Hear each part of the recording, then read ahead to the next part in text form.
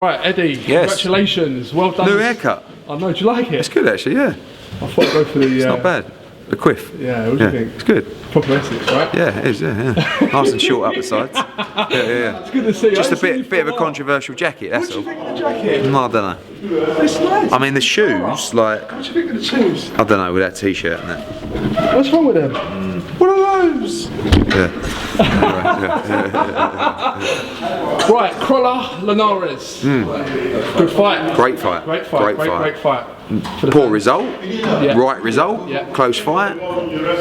When you fight the best in the world, you can't always win. Even though some fans are now saying, "Oh, what is going on with British boxing?" You know, it's like, well, if you're in an easy defence, people say, "Why are you doing an easy defence? Why don't you get some real fights?" Then you make the real fights and lose, and everyone's saying, "Why are you putting him in them fights?" So anyway, as always, you can't win, but.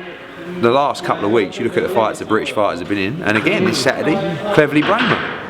He's the underdog in that fight. He may lose, but I think he'll win. But what do you want? You want a 50-50 fight, or do you want, you know, a huge favourite going in? So, Kell Brook. Now, I'm going to be honest with you. That time when I was watching the fight, I always remember I was watching the fight with non-boxing people. Yeah. These are MMA guys that I was watching it with, right? And they criticise boxing all the time, saying there's never any even money fights. I could switch with 3 close friends of mine. They said to me that was one of the best fights they've seen for about 10 years. Yeah, it was. Well, one of the best 5-round fights they've seen. 5 rounds, yeah. But sometimes that's enough. But we always knew Kell would give a great account of himself in that fight. Without the injury, who knows what about. I'm not saying he would have gone on to win, but I tell you what, it would have gone a lot deeper than 5 rounds. And I think, you know, who knows where Kell would have been, or Golovkin would have been after 5 or 6 rounds. But it wasn't. It was a great fight. But we always knew how Kell would do in that fight, and I always knew what it would do to his profile. And he was searching for a fight like that. You know, we were stuck at welterweight. No one wanted to fight him. You got, in my opinion, the best welterweight in the world, yet no one wants to fight him. So you go up, you do something a little bit audacious, your profile goes through the roof, you make a lot of money, and now everyone's saying, who's next?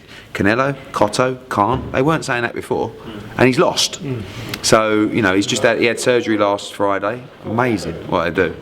Little titanium plate in the hole in his cheekbone, through the lip. Oh, I mean, I said, what are they going to do? Slice you? I was talking about a fighter. I can't remember the name of the fighter, but mate, just give us 1 minute. Is that right? You don't mean to go on a harvest? No, there's no light out there. We'll be literally 1 minute. Yeah. Okay. Thank you very much. Yeah, they peeled his face off. They cut his face, peeled it back, done the op, and then sewed it back up. So now it's through the gum. Keyhole. It's unbelievable. So he's on the rest, he's on the mend. Obviously he's not going to be out till spring, summer, but you know, he's do you know what, I'll take my hat off to him. Honestly, I'm going to be honest with you, I knew, I'm going to tell you the truth, I thought it would be a very, very more one-sided fight going into the fight. A lot of people did, but we knew only because we knew what it was like welterweight. So it was like, it's killing him to make welterweight. So I knew, and he's a 154 all day long, but he's still a big 154, and I don't think Golovkin's a huge middleweight. So I didn't feel like the size advantage was that much of a disadvantage. Of course it was a disadvantage.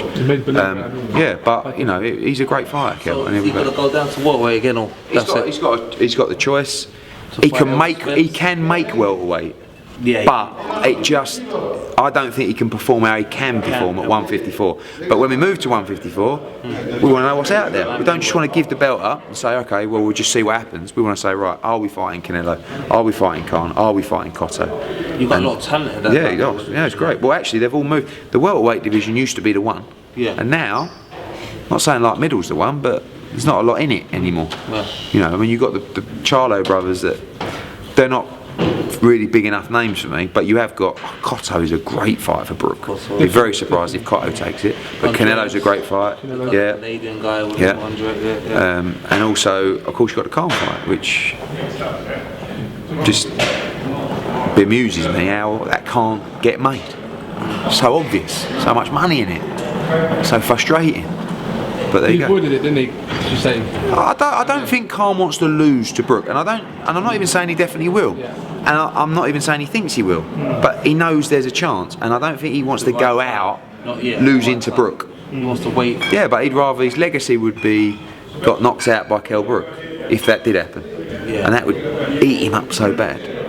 but there's a nice few mil to help soothe the pain. Do you think that Do you know fight what I will mean? happen? Though, leg down the road. I just can't. I'd love to say yes, and common sense would say, of course. So let's just put it in perspective. If he boxed Brook, he would make, I don't know, depending on our pay-per-view done, let's say $6 million, just to be on a real conservative side. 4 million English pounds. Yeah, more actually with a rate. Yeah. If he boxed Garcia, he would make $3 million. All right, I don't even think he would, but call it $3 million. So that's half. Right. So his appeal in this country is not. Yeah. Well, no, but it's just. No, but he'd do that in America. Yeah. They'd have that fight. So. So you wouldn't have it over here. No. Okay. So you're going to get double at least to fight Kell Brook than Danny Garcia. So, and I think he loses to Danny Garcia.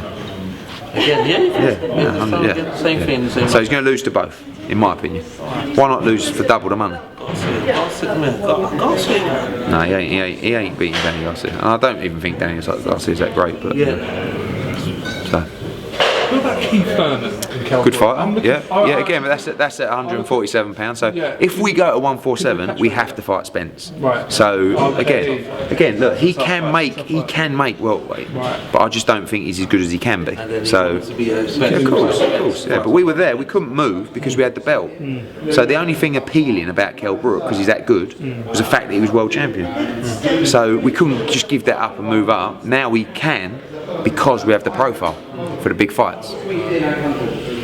Interesting. Yeah. AJ. Yeah. Who's in the opposite corner? Well, I don't know. Could be Klitschko. Could be Parker. Two great fights. Yeah, Parker's a good fight. No, a lot of people are excited about that. But you know, obviously with the Fury thing, who knows how's that going to play out? But you know, what's the Vern you're saying? No, he's going to fight Pavecki. Yeah, for the eliminator. Vern would have been a good fight. Would have. We offered him probably twice the money he'll make for fighting Pavecki, and he wants to fight Pavecki. You know, Pulev was the other one. Offered him a fortune, didn't fancy it.